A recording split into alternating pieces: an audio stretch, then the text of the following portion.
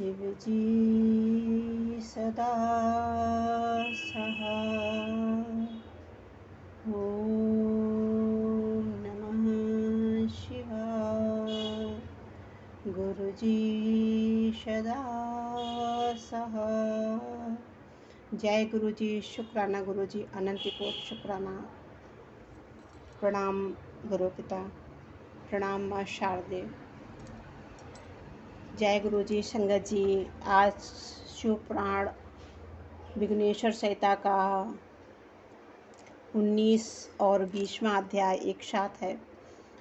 पार्थिव पूजा की विधि, शिव नैवेद्य भक्षण के विषय में निर्णय तथा बिल्व का महत्व।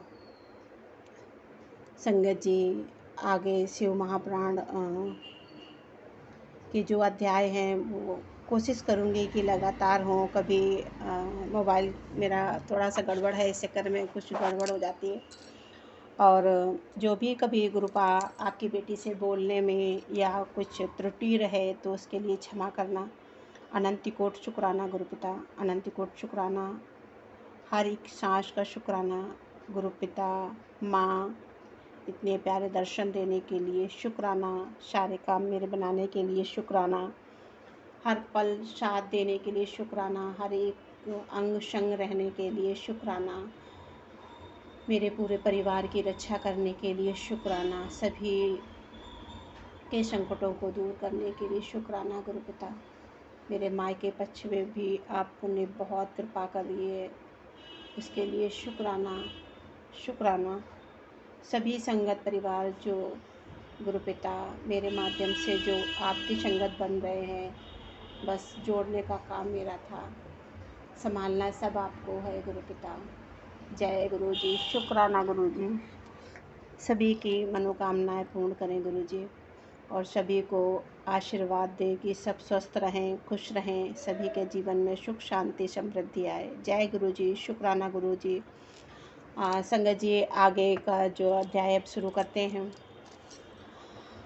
तदंतर ऋषियों के पूछने पर किस कामना की पूर्ति के लिए कितने पार्थिव लिंगों की पूजा करनी चाहिए, इस विषय का वर्णन करके सूत जी बोले, महर्षियों, पार्थिव लिंगों की पूजा कोटि कोटि यज्ञों का फल देने वाली है। कलयुग में लोगों के लिए शिवलिंग पूजन जैसा श्रेष्ठ दिखाई देता है, वैसा दूसरा कोई साधन नहीं है। यह समझ शास्त्रों का निश्चित सिद्धांत है। शिवलिंग भोग और मोक्ष देने वाला है। तीन लिंग 3 प्रकार के कहे गए हैं, उत्तम, मध्यम और जो 4 अंगुल ऊंचा और देखने में सुंदर हो तथा वेदी से युक्त हो।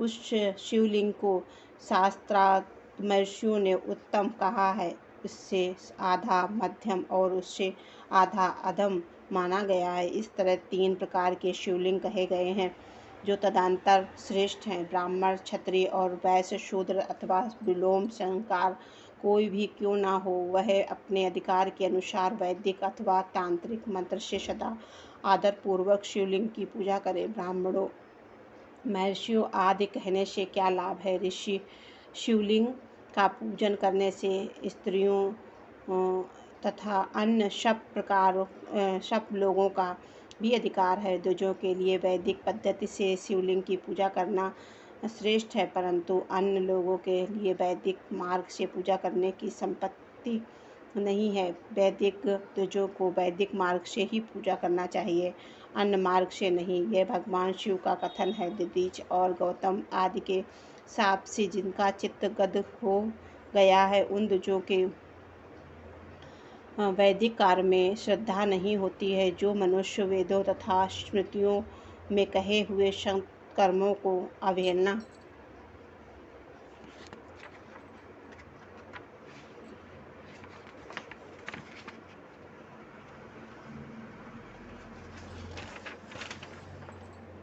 करके दूसरे कर्मों को करने लगता है, उसका मनोरथ कम फल नहीं होता।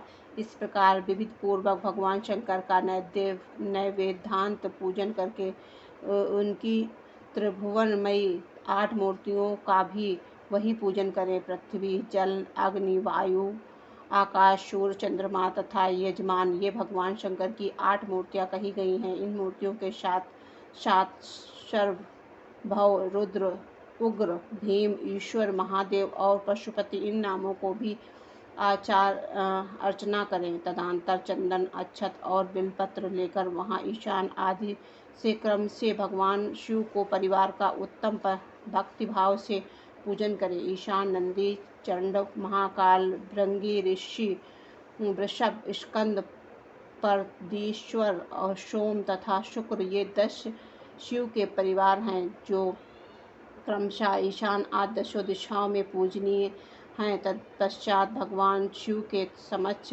वीरभद्र का और पीछे कार्तिक मुख का पूजन करके विधि पूर्वक 11 रुद्रों की पूजा करें। इसके बाद पंचाक्षर मंत्र का जप करके शतरुद्रिक स्तोत्र का नाना प्रकार से स्तुति का तथा शिव पंचांग का पाठ करें। तत्पश्चात परिक्रमा और नमस्कार करके शिवलिंग का विसर्जन करें। इस प्रकार मैंने शिव पूजन की संपूर्ण विधि का आदरपूर्वक वर्णन किया है। रात्रि में देव कार्य को सदा उत्तराभिमुख होकर ही कहना चाहिए। इसी प्रकार शिव पूजन भी पवित्र भाव से सदा उत्तराभिमुख होकर ही करना चाहिए। जहाँ शिवलिंग स्थापित हो उससे पूर्व दिशा का आश्रय लेकर नहीं बैठना या खड़ा होना चाहिए, क्योंकि वह दिशा भगवान शिव के आगे या सामने पड़ती है। शिवलिंग के उत्तर दिशा में भी न बैठें, क्योंकि उत्तर भगवान शंकर का वामांग है, जिससे शक्ति स्वरूपा देवी उमा विराजमान है। पूजन को शिवलिंग से पश्चिम दिशा में भी नहीं बैठना चाहिए, क्योंकि वह आराध्य देव का पृष्ठभाग है।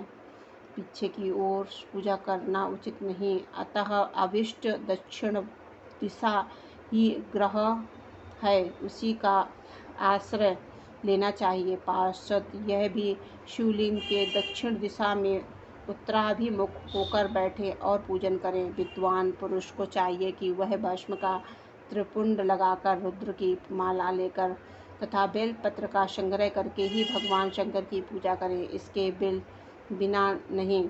मुनिवरों, शिव पूजन आरंभ करते समय यदि भस्म ना मिले तो मिट्टी से भी ललाट में त्रिपुंड अवश्य कर लेना चाहिए।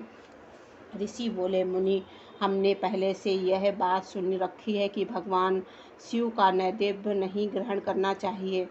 इस विषय में शास्त्र निर्णय क्या है, यह बताइए। शास्त्र की बिल का महत्व भी प्रकट कीजिए।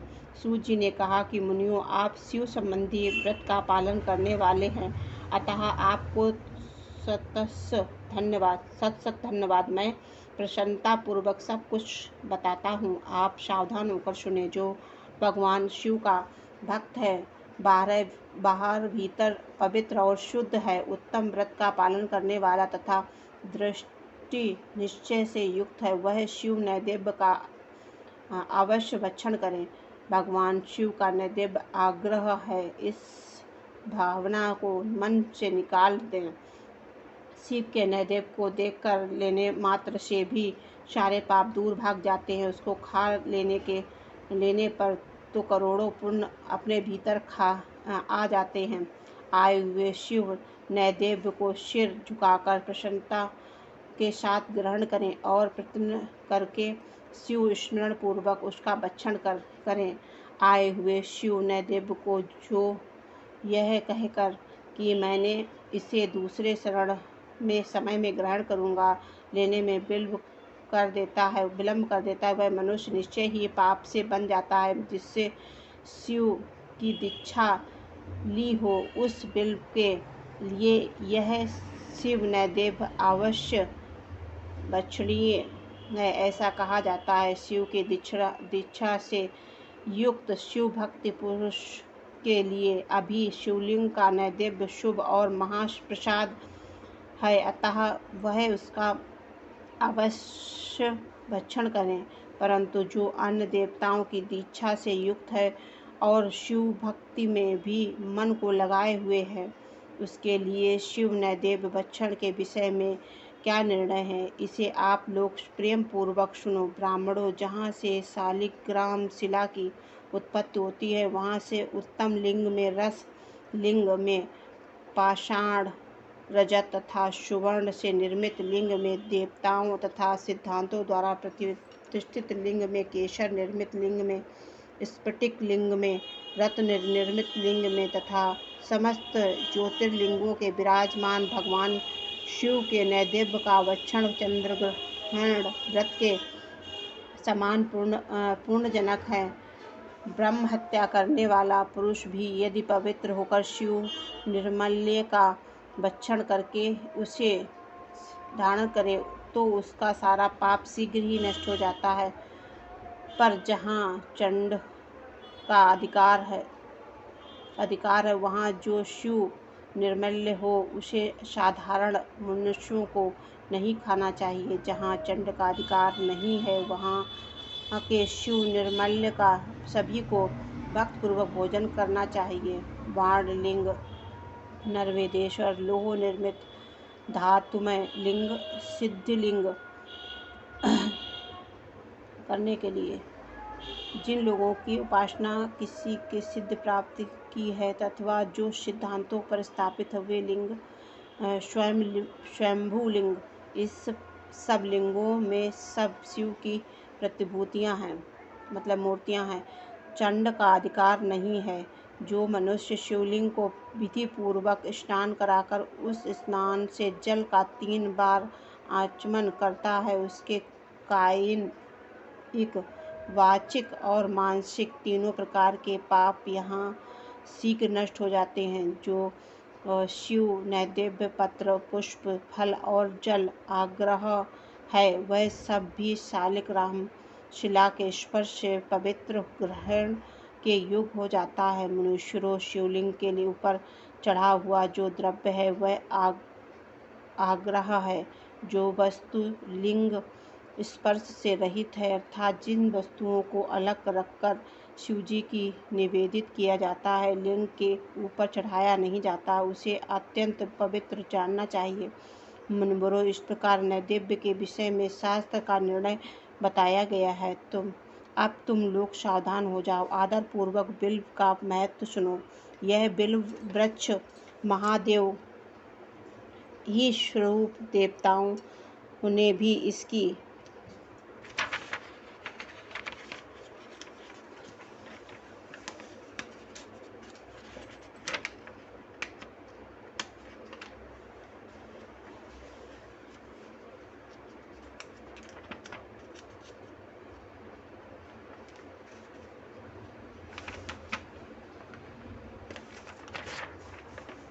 भेज को ले स्तुत किए है। फिर किसी तरह से इसकी महिमा कैसे जानी जा सकती है। तीनों लोकों में जितने पूर्ण तीर्थ प्रसिद्ध हैं वे संपूर्ण तीर्थ बिल्व के मूल भाग में निवास करते हैं। जो पूर्णात्मा मनुष्य बिल्व के मूल से लिंग स्वरूप अविनाशी महादेव का पूजन करता है वह निश्चय ही शिव पद को प्राप्त हो जाता है। वो जो बिल्व की जड़ के पास जल से अपने मस्तक को सींचता है वह संपूर्ण तीर्थों में स्नान करने का फल पा लेता है, वही इस भूतल पर पावन माना जाता है।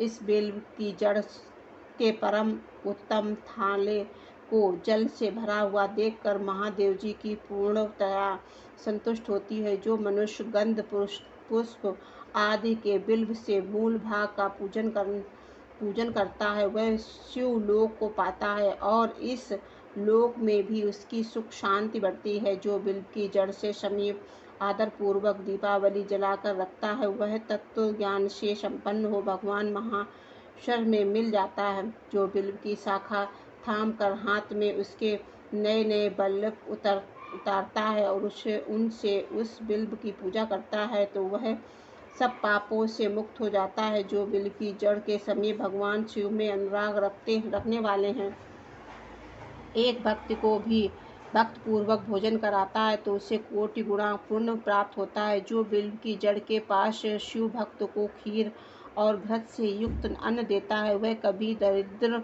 नहीं होता। ब्राह्मणों, इस प्रकार मैंने गोपांग शिवलिंग पूजन का वर्णन किया है। यह प्रविष्ट मार्गी और निवृत्त मार्गी पूजन को वेद से जो दो प्रकार होता है। प्रवृत्ति मार्गी लोगों के लिए पीठ पूजा इस भूतल पर संपूर्ण अभिष्ट वस्तुओं को देने वाली होती है। प्रवृत्ति पुरुष सुपात्र गुरु आदि के द्वारा ही सारी पूजा कर संपन्न करें और अभिषेक करके अंत में अग्रहण के चावल से बना हुआ नैवेद्य निवेदित करें। पूजन के अंतर में शिवलिंग को शुद्ध संपुष्ट में विराजमान करके घर के भीतर कहीं अलग रख दें। निवृत्त मार्गी उपासकों के लिए हाथ पर ही शिव पूजन का विधान है। उसे भिक्षा आदि से प्राप्त हुआ अपने भोजन को ही नैवेद्य रूप में निवेदित कर देना चाहिए। निवृत्त पुरुषों के लिए सूक्ष्म लिंग ही श्रेष्ठ बताया गया है। वे विभूति से भी पूजन करें और विभूति को ही नैवेद्य रूप निवेदित भी पूजन करें। पूजन करके उस शिवलिंग को सदा अपने मस्तक पर धारण करें। जय गुरु जी। शुक्राना गुरु जी, अनंत कोट शुक्राना। संगत जी, आगे का अध्याय कल होगा और गुरु पिता अपनी कृपा दृष्टि सभी संगत परिवार पर बनाए रखें। जय गुरु जी। शुक्राना गुरु जी, अनंत कोट शुक्राना। हे गुरु पिता, आपकी बेटी से जो भी जाने अनजाने में गलतियां हों उनको क्षमा करना और सभी पर कृपा करना। माँ, अपने बच्चे पर कृपा दृष्टि बनाए रखना। जय गुरु जी। शुक्राना गुरु जी, जो भी भूल चूक हो माफ़ करना। जय जय गुरु जी। धन धन गुरु जी। शुक्राना शुक्राना, अनंत कोट शुक्राना। संगत जी, मंत्र जाप आप भी कीजिए। ओम नमः शिवाय। शिव जी सदा सहाय। ओम नमः शिवाय। गुरु जी सदा सहाय। ओम नमः शिवाय। शिव जी सदा सहाय। ओम नमः शिवाय। गुरु जी सदा सहाय। जय गुरु जी। शुक्राना गुरु जी, अनंत कोट शुक्राना। संगत जी, जय गुरु जी।